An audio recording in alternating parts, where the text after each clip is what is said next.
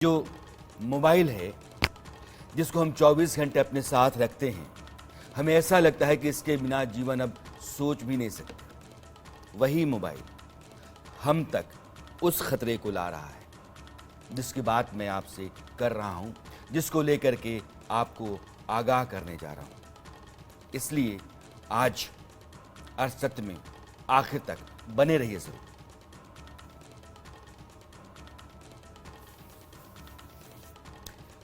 क्या आप cyber fraud का शिकार हो चुके हैं? साइबर फ्रॉड करने वाले तक आप कैसे पहुंचे, हम आपको आज बताएंगे। साइबर फ्रॉड से बचने के उपाय आपको ये बताएं कि देश के लोगों को लूट रहे गैंग के खिलाफ अभियान जो हमारा चल रहा है उससे कैसे आप जुड़ सकते हैं। आपको जुड़ना चाहिए। ये आज का जो मसला है वो हमारी और आपकी ज़िंदगी से बहुत करीबी रिश्ता रखता है। आपके मोबाइल में अभी आप देखिएगा कोई मैसेज आया होगा, वो ये होगा कि आपकी बिजली आज कट जाएगी, पैसा डालना ज़रूरी है, बिल बकाया है, आज रात 12 बजे तक अगर आपने नहीं किया तो बिजली गई। अब घर परिवार का मामला है, परेशान हो जाएंगे, भैया बिजली चली जाएगी आधी रात, हम किसको कहेंगे। परिवार ठीक से रहे, बिजली रहे, इसलिए आप परेशान हो जाएंगे, भैया पैसा पे कर दो। एक नंबर उस मैसेज पर आया होगा कि इस नंबर पर फला आदमी से आप बात करिए। जब आप बात करने के लिए जाते हैं तो वह आदमी आपको एक ऐप डाउनलोड करने को कहेगा। आपके पास एक और मैसेज जो मैंने कहा, ऑनलाइन आप अगर पैसा लगाते हैं तो बाकी जगहों पर जो कमाई होती है उससे आपको कैसे फायदा मिलेगा। यानी कि मैं दो बातें कह रहा हूं। एक वो आदमी जो आपको फोन पर बताएगा कि ऐप डाउनलोड किए, पैसा आप जमा कीजिए, आपकी बिजली आ जाएगी। दूसरा मैसेज आप देखेंगे तो वो भी हो सकता है कि आपके पास पड़ा हो कि 2 लगाइए और 4 बनाइए। इस चक्कर में भी हम आप पढ़ते हैं। इस तरह की कॉल्स और मैसेज पर हमको लगता है कि सारी जिंदगी का रास्ता यही मिल गया है, सारी मुसीबतों से छुटकारा मिल जाएगा, ये तंगी वंगी सारी खत्म हो जाएंगी। 10 लगाएंगे 20 मिलेगा। गाढ़ी कमाई हम अपनी लगाते हैं और यह गाढ़ी कमाई कैसे रातों रात गायब होती है आज हम आपको दिखाएंगे भी और बताएंगे भी। बेंगलुरु में एक कंपनी, उसके 6 लोग गिरफ्तार हुए हैं। वो भी यही कहते थे कि आप पैसा लगाइए और हम पैसे से पैसा पैदा करके आपको मालदार बना देंगे, 10 का 20 बना कर देंगे। और कितना लूट गए वो लोग? 850 करोड़। कैसे लूटे ये हम आपको बताते हैं, पहले ये सुनिए आप। बेंगलुरु में हाल ही में साइबर फ्रॉड डिवीजन सीआईडी का इन्वेस्टिगेशन से एक बड़ा नेटवर्क बस्ट हुआ है और ये साइबर क्रिमिनल्स थे। जब ये इनिशियल इन्वेस्टिगेशन के अंदर आए तो पता चला कि ये नेटवर्क जो है कर्नाटका से लेके करीबन 6-7 राज्य तक फैला हुआ था और इनका मोडस ऑपरेंडी बहुत सिंपल था।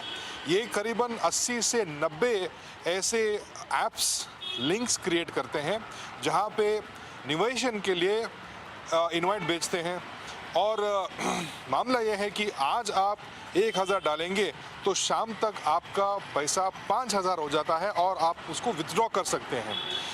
ये डेली ट्रेडिंग के नाम पे ये बहुत सारे ऐप्स ऐसे बनाए थे और ये ऐसे ही चलता रहा। जब ग्रीड में आके इन्वेस्टर ने 1, 5, 10 हज़ार से लेके लाखों तक इन्वेस्ट कर दिया, कहीं केसों में 10 लाख तक इन्वेस्ट किया, तब उसके बाद में वापस विथड्रॉयल के लिए जब अप्लाई किया तो वापस नहीं आया। ये जब केस यहाँ पे आया तो 6 लोगों को बेंगलुरु के साइबर फ्रॉड पुलिस ने अरेस्ट किया और उसके बाद में पता चला कि इसमें 9 लोग थे और A7, A8 और अक्यूज नंबर 9 अभी भी फरार हैं। जब नेशनल क्राइम रिकॉर्ड में इन लोगों का मोडस ऑपरेंडी मैच किया तो पता चला कि सेम बैंक अकाउंट्स वहाँ पर भी हुआ करता था और एक बड़ा नेटवर्क जो है उसका खुलासा हुआ है। और ये भी मालूम पड़ा है कि अब तक बेंगलुरु के साइबर फ्रॉड डिवीजन ने खाली 5 करोड़ का ही रिकवरी किया है और अक्यूज के पास 850 करोड़ तक का ये फ्रॉड है। और ये भी जानकारी मिली है कि ये जो ऐप में पैसा आ रहा था, ये पैसे को उन्होंने लॉन्ड्रिंग किया और out of the country tax haven पर ट्रांसफ़र भी कर दिया है। अभी इन्वेस्टिगेशन चालू है। दिल्ली से लेके आंध्रा, तेलंगाना, कर्नाटका, जम्मू कश्मीर, उत्तर प्रदेश, महाराष्ट्र, मध्य प्रदेश, सभी जगह पे ये जो नेटवर्क इनका फैला हुआ था। बहुत सारे ऐसे incriminating data, documents, laptops, phone numbers, softwares सब बरामद हुए, सर्वर्स भी, और इन्वेस्टिगेशन लगातार चल रहा है। क्या साइबर क्राइम डिवीज़न बेंगलुरु का ये जो 3 फरार हैं इनको अरेस्ट कर पाएगी या 840 करोड़ रिकवर कर पाएगी?